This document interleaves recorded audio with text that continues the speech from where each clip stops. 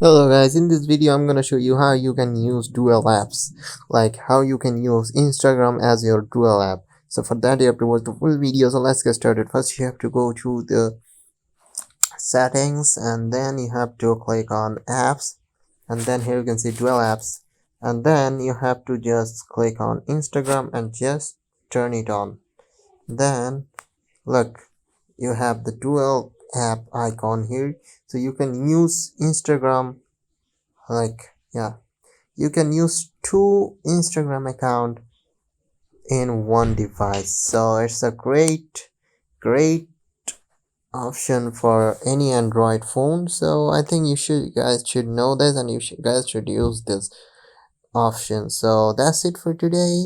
I hope you guys like the video. Thanks for watching this video, and do like, share, and subscribe to this channel. Thank you so much.